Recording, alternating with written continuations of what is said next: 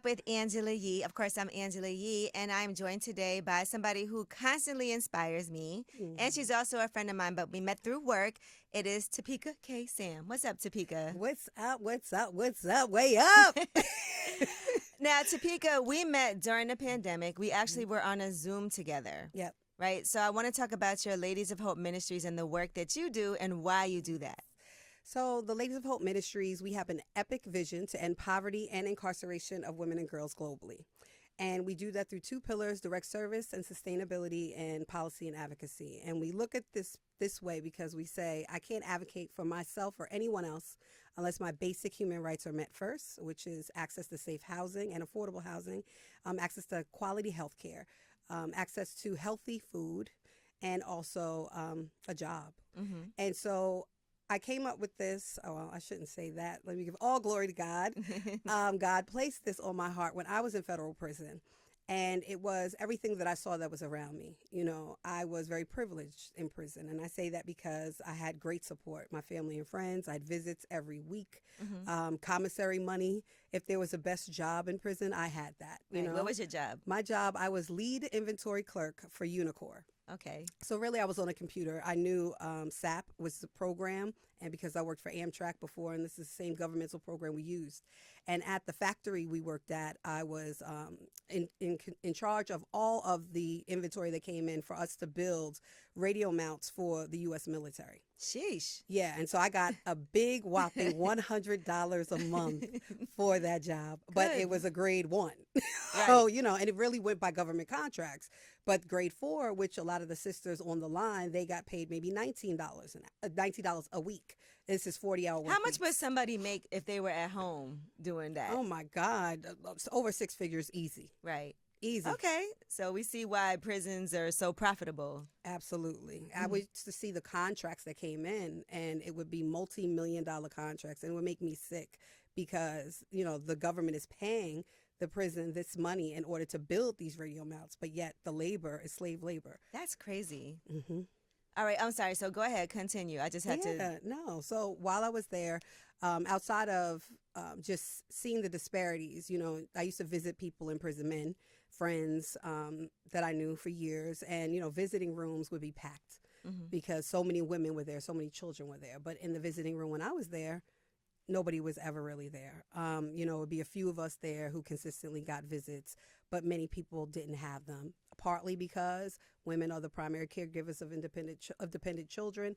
When, you know, the mom is in prison, grandma or grandpa has the children, or a family member, foster care, they're not bringing the kids up. Therefore, there are no visits. Wow. I never even thought about that. Yeah. And then like housing, women would be scared. Where are they going to go? I was fortunate enough to go home to live with my parents. People didn't know where they were going to go. Women were receiving divorce papers in the mail being there, so they couldn't go home to what they knew was a home. Or they were, you know, subjected of sex trafficking, and they didn't want to go back to, you know, sex work in order to just have a safe place to live. And so it was just placed on me that this is what I needed to do. First, to create safe housing for women, and secondly, to provide platforms for women to be able to use their voice to share their experience. Because I truly felt that if people knew the things that drove women to prison, women would not be in prison or jail. Well, let's talk about your story specifically, because I'm hearing you speaking about all this, and in a way, I feel like this is a purpose for you, right? You got led down this path, but look at how you've been able to help so many other people, and we'll get to that in a second. But you just said a lot. And what led you down this path then, Topeka? Just seeing like you had a job, you were working with Amtrak, you were making a nice salary. So what happened with you? Well, it's like what didn't happen, but, you know, it was all leading up to, you know, my adulthood, you know. It wasn't because I needed to sell drugs to take care of myself. I was in college when I even got exposed to that lifestyle. You know, I come from a 2-parent home. They were franchise business owners. They were restaurateurs. I knew if you work hard, you can have everything that you want. My parents built their house from the ground up in Long Island and Manorville. They wanted us to have what every other white family had. And so we were just, you know, only black family in our neighborhood. And though for me, these were all of my friends growing up, I didn't really understand the difference, right? I didn't think I had anything different, or my people were different because I was there, right? When I went to college, it was the natural progression for me. I go to college. I choose an HBCU, Morgan State University, because I wanted to be around other black kids. Right. And so I get there and everything was different. So now I'm in Baltimore City and, I'm hanging out at the clubs. My parents aren't there, tell me I got to be in the house at a certain time. And so now I'm getting open, I'm used to seeing people with credit cards. And now I'm seeing a bunch of young guys with cash, I mean, yeah, we had a Mercedes, but now I'm seeing young guys with all the big fancy cars. And it was fascinating to me. And then I'm sitting there because always a business person and, always thought business, always knew business. Yeah, your parents were business owners. And I would see them and they would sell drugs. And so my parents always had a place in Harlem also. And so when people would be like, where you from? I would be like, I'm from Harlem. Instead you of didn't really want to say repping. Long Island. So I wasn't repping where I was truly from. I mean, I did go on the weekends for piano lessons. But that was instead of my life. Sounds better. Right. They didn't know that though. And so, they would be like, oh yeah, I get my drugs over there from, Amsterdam, over there. I'm like, oh, I know where Amsterdam is. I did. My parents' place was on Convent. It's the block over, but I just never went to Amsterdam. Right. You know what I mean? But I knew where it was. So, right. All the way.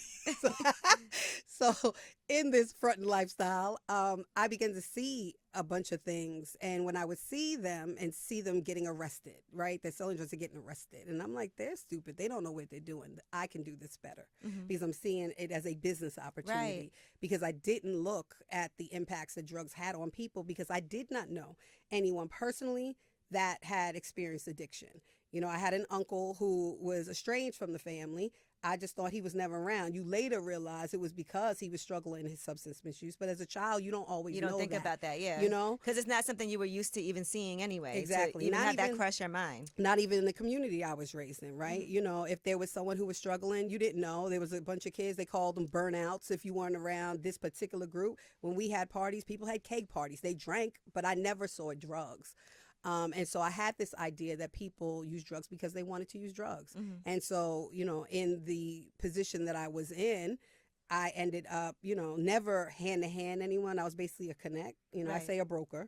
And because I knew the people that had the big quantities of drugs and I knew the guys that wanted to sell the drugs, I was able to make connections and make money that way. Okay. And because my hands were never touching anything, what am I doing wrong? Right. They're doing the wrong, not me. I just introduced this person to this person, and That's he it. needed this, and okay. And I got my PC. That's how, that's exactly what I said. I got my PC. Doesn't even matter, right? And this went on for many years. And finally, I got arrested. I was dating someone, and they were much older, and they ended up getting me caught up in their mess. By the grace of God, I ended up getting probation only. And I ended up, basically, it was like scared straight. When I got arrested and went through that process. Your family knew and everything? Yeah. I was just like, I'm never doing this again. Did they have any idea what you were doing? No, So no one. what was had that any like idea. telling your parents who were business owners who knew that they had raised their little girl the right way in Long Island? She did everything right, went to college. What was their reaction? They were like, like any parent, where did we go wrong? Right, first. And, I had to always let them know it's nothing that they did, that these were my choices, right? And then I remember in the federal system, you have what's called a pre-sentence report. And the probation office reaches out to family, friends, whomever, asking questions about you. And I remember my mom telling me that they asked her if I was addicted to drugs. And my mother was like, if she was, I would understand. And it broke my heart because they could not understand. Well, why in the world you had all of these opportunities? Why would you do this, right? And so, I realized much later, through therapy and other things that it was me having, not really loving me and having the identity crisis and wanting to fit in and thinking I needed to be this way in order to be accepted. And once I realized that was completely, a false narrative and that, God made me perfect for who I was and I was exposed to the different levels of life in the way that I was because it would help me to inform what it is that I'm doing now. How long did you end up on probation? So that was the first time, and I ended up on probation. I was sentenced to 3 years of probation, and I only did 18 months. Okay. The judge told me that once I completed 18 months successfully, that it was done. And I thought, I was traveling all over the place. I didn't have much supervision. So though I knew what was happening and I was on probation and I was scared straight, it was super easy for me, right? So 7 years went past. I'm clean, if you will, right? I'm not dating anybody in the streets. I'm not doing any of that because I'm like, this is not That's for all me. it took. Right. Then I'm saying, man, I want to start this other business, right? And I want to scale a business that I had. And I was like, if I just had one more run. Yeah. God, I just need one more run, God. And literally, this is what I'm saying. Like a little Lord, quick lick. I just one more. And voila, a phone call comes out of the blue. So my mom is like, some Spanish lady is calling here for you. She keeps calling. And I automatically knew, I'm like, my prayers have been answered, right? This is the one run. So I'm like, Mom, give me the number. She's like, I don't know, something doesn't feel right. I'm like, Mom, it's okay. Matter of fact, she didn't give me the number. I went to the house and I took the number off the call ID. Yep. Right? And it didn't dawn on me either. How did they have my parents' number? Right. Like none of that. It was like, this is what I prayed for. And now God said, one more run. One more start run. This business clean. You're good. Right. So I meet with them. They're like, hey, everything is good. We're back on. Where have you been? All that. And I never had any issues with them in the past. So I'm thinking, I can do this real quick, And so I reached out to a few friends and I'm like, what's up? Because they had been reaching out to me over the years and I was not doing anything. And so they were like, okay, let's do it. And so first we were supposed to be going for a meeting in Baltimore. And I'm supposed to go. The morning I wake up, I have like a violent asthma attack and was in the hospital. So I'm like, okay, there's the sign. Hadn't had an asthma attack in probably 10 years prior to that. They try to stop you. Look, the thing I prayed for tried to stop me from going, but so that was the first time. Then like a week goes past and like, what's going on? I was like, I was in the hospital and they're like, come on. So I tell my homeboy, he's like, yo, let's go. Telling me like how much money we can make. The prices are different. Things have changed. So, me, I'm like, let me just go ahead and do this. And I'm telling them, I'm going to go ahead and connect you. But after that, I'm out. You could just see me once a month. That's it. Like, I don't need to be involved in this. I'm just going to connect you directly to the Connect and I'm out. Right.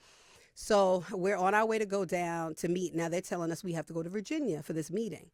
And I'm like, what do I need to go to Virginia for? Like, I have no business in Virginia. And they're like, well, that's where they flew in or that's where they have the stuff at. And I'm like, all right. So he comes and picks me up. I moved back to Harlem by this time. He comes and picks me up. We're driving. Now, I've always made the trip to New York and Baltimore because of college and things like that, right? So I could go quick, no stops, everything. We're in the car and I'm having to go to the bathroom. Like every 30 minutes to an hour, he's stopping at a rest stop. I'm like, I gotta go to the bathroom. And he's like, what's wrong? I was like, I don't know. So this is my nerves. Like something I already knew was telling me, stop, go back, right? So I fall asleep and I wake up to smoke and I'm smelling smoke. And I'm telling him, what's going on? And he's like, I don't know. He finds an auto shop. We pull over and they're telling him that the transmission is slipping. Sheesh. And I'm like, yo, that's the sign we need to go back. And he was like, nah, that's a sign this nigga need to give me this money back from selling me this lemon. So I'm like, oh, all right, because it was a new car that he got from some dude. So I'm like, and the guy's like, well, you can rent a car. There's a car rental spot right across the street. You can rent a car. Everything's lining up. Listen, I was like, I don't know. We need to go back. So what do? We go rent the car. We get to the rental car spot. We're headed down to Virginia. We get there. And I didn't add this because there's so much to the story. Back probably a few months before that, he was going to see those like Sinaloas, the Spanish people that can read you and tell you they have tarot cards and they tell you all these things. He told me to go. So I went. And the guy tells me, I'm asking him specific questions. And he's like, everything is good. The people are safe. He said, however, if you go somewhere to eat and you see someone with a New York baseball cap, it's the police. You have to leave. Damn. So I'm like, this dude is crazy. Whatever. They don't even know what they're talking about. Not that, oh my God, how can somebody be so specific? But I just thought, I'm a Christian. Why am I even listening to this shit anyway? But it was always something that was playing in my head. We get to the restaurant. We're sitting there. I'm nauseous from the jump. We order the food. I'm trying to eat. I just am so sick. Somebody walks in. I look up. What do I see? Somebody with a baseball hat who is a cop. A New York baseball cap. The man comes and sits down. I get up. I go to the bathroom. I just throw up, like violently throwing up. Because I'm like, okay, like this is what's happening. So I have like 3 cell phones. I don't know. I think I'm so slick. I'm taking the SIM cards out, flushing them down the toilet. Oh my God. Like all this in the bathroom, breaking the phones. And then I go back to the table and they're talking. I'm like, let's go. That's all I say. And he was like, no, we're not. I was like, let's go. We leave at the restaurant. As soon as we get out, feds are everywhere. Tell us to get on the ground and arrest us. It was insane. And all I could do was like I knew, like every single sign to stop me was there. So in that situation, you guys didn't have anything on you. You were just going to meet. So they knew It was a setup. It was all a federal drug sting operation. It was a setup. The Connect had gotten caught, and they pulled me in. So it was an ongoing investigation already, and I got pulled into that indictment as a superseding indictment to the things that they were going in. So the more people they were able to get, the less their time would have been. Wow. Yeah, so that's how I got pulled in that. But then they had, recordings and, all the things. And if I would have went to trial because I had that prior conviction, I would have been facing 20 years, mandatory minimum. All right, so Topeka, that is crazy. I did not know that full story. Yeah, and that's not even the whole full story, but that's a lot. What did you get charged with, and how long did you get? I ended up getting charged with conspiracy to possess and distribute 80 kilos of cocaine. That was the charge. I ended up getting sentenced originally to 130 months, 10 years, 10 months. And that's when I started my journey. It was January 11th. January 11th, 2013 was the day of sentencing. I was arrested April 25th, I believe 2012. So I was sitting for a year. They gave me no bail. And so I had to sit in the county jail waiting for if I was going to go to trial or if I was going to plead out. And that's something else that they do too. Right. They'll just give you no bail because they know that if you're bailable, that you can get a proper representation, fight your case from outside, and you have a better chance of not going and staying in prison. So, okay, so let's back up. So you had now at this point, your parents, were they like, okay, we're going to do everything we can. We got you a good lawyer. Because some people can't even afford that, right? And they have to. My first case, I ended up paying for a lawyer for my case, which is why I ended up with probation. Right. This case, I got a federal public defender because I knew that I was pleading out. There was no way I was going to trial. I was in the 4th Circuit of Virginia. My first case was in the 4th Circuit of Virginia. It's a Commonwealth state. Yeah, Virginia is like the worst place to have something like that happen. It is. And I already knew what was happening, so I knew I was going to plead out. Now, I was going to hire an attorney in order to help guide us to make sure that the federal defender was doing their job. But the attorney that I was going to hire told me, don't waste my money, because I had the #1 federal defender that would have been, he led the federal defender's department in the district. He was the oldest sitting attorney in that time. So he was the best person I could have been appointed to. There was nothing more that could have been done for that you. They actually hire him and bring him in as co-counsel. So I just decided, well, let's not, And so we didn't. And so I went with him. And while I was trying to fight and trying to get bail and all the things, he was like, Topeka, you're not above the law. You're going to do this time. You have to understand, this is the way the law works. Right. And I didn't. I thought, you have money, you have resources, you're going to get out. There were no drugs. It was a sting operation. No guns, no violence, no bodies, no nothing. It was someone set me up. They knew that. It was jurisdictional entrapment. I had no business in Virginia, but they lured me down to Virginia in that district because they knew that they would get this type of arrest and this type of conviction in this particular district, and they wouldn't have gotten it even in Baltimore, where I was supposed to be. Now, in a situation like this, because you actually had me and Lala last week at the Metropolitan Detention Center, and one young woman there, I'm not going to say her name, but she was telling me that it took a while for her to even take accountability for her actions that led her to be in jail. So for you, because what you've described to me is, this is what you thought. They knew this whole thing was a setup. It was a sting operation. You didn't have anything on you. At what point did you say, I am taken, because and you might feel like this was a setup, this is not fair, and you would be angry to be in a situation like that, knowing that damn, they just set me up. So what kind of emotions did you go through? Yeah, in the beginning, I was that, right? Very angry, very how could this happen? Not taking any accountability. It happened because I was the one in the middle of it. None of it. What changed me, because I was a federal detainee in a county jail, I was separated from all the population. So I was in a cell by myself, 21 to 23 hours a day, and they would let me out to take a shower, use the phone, maybe eat a meal. And this went on for 11 months. And the only way you were able out your cells if you did programs, if you had a job. So I had a little job being a little cleaner. That was one thing I did to get out of the cell for an hour a day. I also there was a computer class I taught that was an hour a day. There was religious classes where people, volunteers would come in, and I went to those. That was an hour a week. And then there was NA and AA classes. So Narcotics Anonymous and Alcoholics Anonymous. And I went to those just to get out the cell. And so I would sit in those classes and just listen. And at first, again, in my own arrogance and, ignorance, I would just be like, whatever, when they're talking, hi, my name is such, I'm an alcoholic or I'm an addict. I'm like, whatever, yeah. And then one day I asked the question, and I asked this sister, like, why did you use drugs? Like, we all know it's just say no to drugs. You don't do drugs. They're bad for you. And she was like, well, my father had been raping me, and he gave me heroin for the first time, and he told me to take the heroin and the pain would go away. And another girl was like, well, yeah, the only time I was able to spend time with my mom was when we smoked crack together. Damn. And I was like, yo. And I mean, I just broke down and cried because now I could actually see the effects. Now I'm getting emotional now. Like you could actually see the effects that it has on people.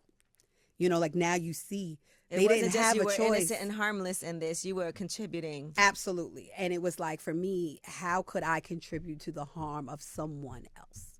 Right? Like, how could I knowingly do this? That this girl, someone, my father protected me. I couldn't think about somebody's father raping them. Right. And that he gave her drugs so that he could continue to rape her. Right. So to just even hear that and understand that, for me, it changed my life, like in that moment. And that was when I said, I'm going to plead guilty because I am. Right. And I said, I'm not going to fight this anymore because I have to make amends. Right. Though I went to prison for 80 kilos, I'd sold thousands over the years. Right. And if this is the debt that I have to pay for the harm that I caused, then this is going to help me in whatever way God deems fit in order for me to move forward in my life and to make amends and to redeem myself in my community. And so that's what it was. Now, we hear that correctional facilities, people always tell you they don't do much to correct, What about being in, how long were you there? 3 years. 3 years. Mm-hmm. So during that 3 years, would you say that, because you've been coming out and doing amazing work, and we're going to get to that next, but would you say that there were things that were beneficial for you? No. Nothing? No. I always say, when people say, did prison change you? I say, no, it was the women that I met that did. Mm-hmm. It was them. It was their stories. It was understanding, what led them there. It was understanding the harm that, the community, that this country, that the state causes on people who live in poverty. That is what changed me. Understanding the wealth gap. Understanding that sometimes people really just don't have these choices. Right. If only thing I see that's in front of me is one thing, then this is what I need to do. If I have to feed my children, or I need something to help benefit my family, then I'm going to do this. And these are crimes of survival. And who is to be held accountable, right? What's so sad is that because there's no educational programs, there's GED often. Sometimes, depending on now, there's a lot of advocacy work that moved to, college. So now they re-implemented college back into prison. So that's helpful now. But even then, you can have any amount of letters on the back of your name. When you have a conviction, people still have the ability to discriminate because it is at will. Most states in this country are at will employers, right? Mm-hmm. But it was through that and understanding and asking, can we create a program? I had a lot of friends that had connections even before I went to prison. So I would be like, hey, can we bring in like a digital skills training? Can I have Apple or Verizon come in and teach people about the new technology that's coming out? And they would be like, well, we don't do that here. And so they would offer us women, our continuing education programs was knitting, crocheting, plastic canvas, and beading. And I'm like, how is this going to help me? What am I going to do with this? Right. How's this going to help me with marketable skills to come out of here and be, competitive with someone else who has a master's degree? Like, it's impossible with a conviction. Right. And you talked about the barriers once you do get home, mm-hmm. right, to being able to get a job, get housing. What are some things that you faced when you got out after 3 years, as far as getting back into the workforce and finding housing and all of that? Mm-hmm. I mean, again, I was really, really fortunate. I went straight to my parents, mm-hmm. So it was no barrier there. I didn't have to worry about rent and things. When I went to apply for a job, one of my great friends, she had a dance fitness studio at the time called Banana Skirt. and she hired me. She created a job and hired me part-time just so that I could work there and get out of the halfway house Right. in the evenings. And then I went to seminary school, and I was like a teacher's aide during the day. Like, everything was set up before I left. Okay. One of my friends was working for Instacart, and she was like, hey, I make $1,000 a week extra money just delivering groceries. And I was like, oh, I could do that. Yeah, yeah. So I started working at Instacart. I hate going to the supermarket, but I did it. It's a humbling experience coming from where you came from. Some people would Absolutely. not want to do that. They wouldn't do it. Yeah. You know, and that is the difference, right? You know, everything for me was always about, you know, to walk out in humility. And so I did. And things that I would never do, I did, because it kept me humble and kept me reminded of where I had been. You know, people like me, like us, who have experienced life in such a colorful way. You know, you can easily forget those hard times if you can come from that, if you know how to get from that, which is why so many people who come home who may have experienced life in one way, they will not, first of all, sometimes the grocery store won't even hire them. Right. Sometimes that won't even happen. So I'm trying. I keep getting all these doors shut in my face. You go back to what you know how to do just to survive. And unfortunately, that's why, you know, the majority of people who come home from prison in the first 3 years, they go back. Yeah, I mean, listen, this is a lot, but let's talk about Ladies of Hope Ministries and when you decided this is what I want to do, because what you've been doing is helping provide transitional housing for women who are, you know, getting out and they need to find some place to live and get back on their feet and get in the workforce. And something like this is amazing to help somebody, because I can't even imagine what it would be like to not have a sufficient place to go to sleep at night. You know, and to not want to go home because you don't like where or not have a home to go to. That's exactly right. So inside, you know, I said God told me what I needed to do. And, you know, I knew that when I got out, I was going to do it. Like, it was no question in my mind that this is what I have to do. And so I started speaking everywhere that anyone would hear me. You know, I said, I'm the founder of Ladies of Hope Ministries, and didn't even register the organization yet, but this is what it is. And, you know, we do this. Hadn't even had a mission statement, anything yet. But I knew what I wanted to do, and I felt I had a voice. And I knew that because I had got to a place of being authentic and honest about my experience and took accountability, people listen differently. You know, if you're like, yo, the system was against me, which happens. Yeah. But people don't hear you the same way when you're like, look, I was guilty, I did it. But because I did doesn't mean that the system is not corrupt and the system is not okay, right? I know that if I was a white woman, I wouldn't have received the time that I did, right? So I started the housing first in the Bronx. Now we have a house in New Orleans, one in Trinidad. We're developing one in Prince George's County, Maryland, that's opening next month. We're doing a 20-unit affordable housing development project in Miami. And I don't know if we want to say it. We are working on something together for Detroit. Yeah, so super excited about that. Yes, I am is too. A huge project, 30 units of affordable housing for women and families. And so grateful that you brought me into that project. And I always say, we were talking about humility just a minute ago. And, you know, we talk about being way up. When I met Angela and we began to build our relationship, she was telling me, like, you know, you got to monetize and you have to start to think about like building your life and building your legacy. You know, and I said, while I have a nonprofit and we've done great and we're impacting great people, I still have to be able to build something for myself. Right. And just because there's definitely caps when you have a nonprofit. It's not like, because people think like my nonprofit raised $11 million. That ain't $11 million for Topeka. At all. You get a salary that's very capped, and you have a board that makes sure that and you cannot do anything with that money that's not like accounted for that you know what I'm saying? Absolutely so people not. think, oh, you raise this, you're rich. That's not true. That's not your money. Absolutely not. Right. You have to hire staff. You know, it's still building a business. And you have to do audits, and you have to, everything is public, and it's different, you know? And so when Angela heard about the work that we were doing and all of the great real estate investments she did, she brought me in as a partner in this. Yeah. And I didn't have to. You know, I don't have the same type of finances as she does, but she didn't look at it that way. She looked at it as an opportunity to bring in someone who could collaborate and something that we can do and impact. So it's like you learn where, you know, we say, we were talking about this. I said, I've learned that what drove me to prison, I talked about before, was having a business and wanting to scale it. And I was like, no, I have 51%. I gotta have because it's mine. And I said, I ended up with, you know, you could have 100% of some, 5% of something, but 100% of nothing. Right. And that was the greatest lesson I learned then. I much rather have 5% of something than 100% of nothing. And while I have more than 5% of something with this project, it was just understanding that. And so I thank you. And to me, honestly, like Topeka brings a lot to the table also. And so I love working with people that we have different skills. And so what you do is what I'm trying to learn, you know, as far as in the nonprofit world, and also doing things to help people. Because that is, I feel like for me, the way I went about things is I want to be able to make money to be able to do things that help people that I care about. That's right. And so for me, being involved in this project and putting my own money into it, and, you know, that's valuable. Like, that is meaningful for me. But I'm trying to learn from you in that space. Well, I'm grateful because we're learning from each other. It is so much, because what you don't want to do, which is hard, right? When you're raising money, you, especially in our space, you're reliving your trauma. Like, people want to hear what sent you to prison. Right. And it's like romanticizing about that, but then it doesn't always end up with a check in the end. It's like, tell my whole story, but then it doesn't monetize in the end.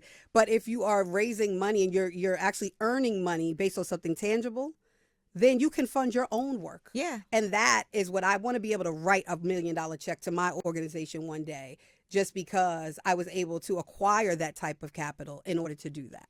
And I also feel like we put our name on something. I'm not trying to do this in, like, you know, something janky that I don't want anybody to know I'm involved in, but I'm trying to get a break. Because, you know, you get all kinds of credits and tax breaks and things. Like, I want us to be front and center in this, and people know that this is the work that we're doing and we're proud of it. Yep. And the women that are going to be in this building will be, like, happy to be there. Yes, because it will be beautiful. Yeah, so that's part of what it is that we're doing. But I just wanted to make sure that you came by. You know, my show is starting. You're a New Yorker. Yes. Born and bred, as you heard. Not Knock it necessarily off. Harlem, but... Knock it off. I already saw it. But I just do love the work that you do, because we hear people talk about, and there's so many different things you talked about, and I want to make sure that anytime something comes up, that I could always, you know, defer to you as a person. You had me and Lala, you know, at the Metropolitan Detention Center in Brooklyn. Shout out to Dr. Gant. Yeah, shout out to Dr. Michelle Gant. You had us there last week, and I learned a lot just being in that space, you know, and I feel like we see a lot of people on television and in the news and organizations. You know, everybody's talking about reform now. They're talking about cash bail and not having cash bail anymore and all of these conversations. But the way that you're able to relate because of your experiences is why I think it's so important for you to have this platform and be involved in the work that you do, because you don't have to do it. But, like, women were coming up to her. You knew everybody's lawyer. You were like, oh, yeah, that's a good lawyer. Oh, yeah. Oh, you know what? You need to do this. Well, you know, even learning how you can get ready for when you come home. Right, and figure out how can I make money even while you're in prison, even though you can't monetize things. These are things I didn't know. Yep. But what you can do is write. Yes, you can and be tell an your author. own story and That's be right. an author. That's the one thing that you can do. Yeah. And so for you to be able to bring that to the forefront, I'm gonna make sure that I'm always. Anything that you have going on, that we're always talking about it on Way Up with Angela Yee, because that is part of what it is, right? Right now we're way up from where we started, but we are going to continue to go way up because we got a long way to go. A whole long way to go. And I'm happy to go with you. Yay. All right. Well, Topeka KCM, tell people your socials, the website. How can they also, you know, help out if they want to donate, learn more about everything you have going on? Yeah, so my socials are at Topeka KSAM, all of them. Our organization is at the LOHM, all of the social medias. The website is at thelohm.org, O-R-G. We also just launched our Grow with Google work. We're a founding partner with them, teaching people digital and literacy skills. And so it's really great. People get certified. It's on our platform, thelohm.org/grow with Google. We have all directly affected trainers who are trained, who are doing interaction, but you can also do self-guided. So really excited about that.